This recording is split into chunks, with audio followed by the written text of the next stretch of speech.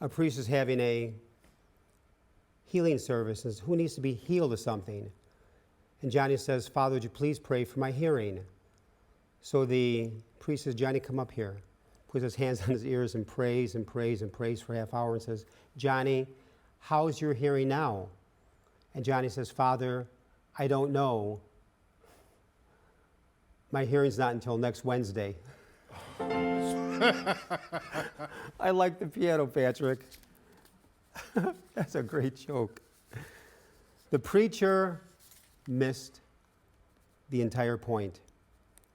At the same time, I've always enjoyed placing my hand upon the head of a child too young to receive Holy Communion.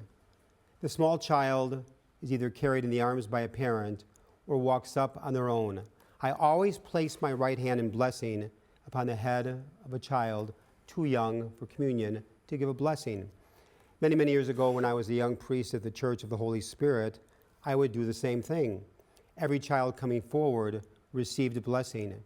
One day after Mass, a little 6-year-old boy asked his mother, Mom, every time I come up to you with communion, why does Father Greg measure me?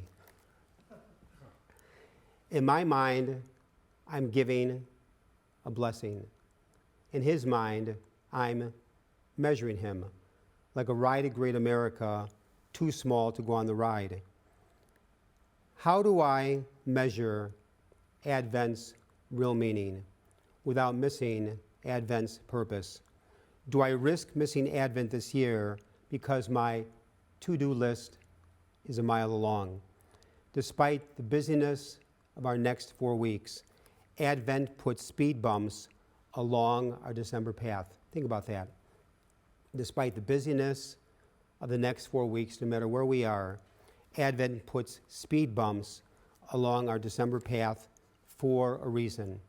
Why? Because Advent is a wonderful Christian measuring stick. The Advent season seeks to call out the very best in each one of us, to bring us to a deeper understanding of Christmas's real meaning, beyond the hectic pace of gifts to be bought and cards to be mailed. But here's a key question. How many times do we miss blessings because they are not packaged as we expected? Think about that. How many times do we miss blessings because they're not packaged as we had expected? Today we start the holy season of Advent, a time of waiting, preparation, and joyful anticipation. We're reminded by Jesus to be watchful, to be alert, to stay awake. We don't know when the time will come when God will place himself directly in our path, but sometimes we look for the Lord in all the wrong places.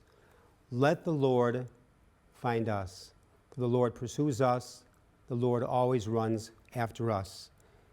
Take time this Advent, because people don't care how much you know, but they want to know how much you care.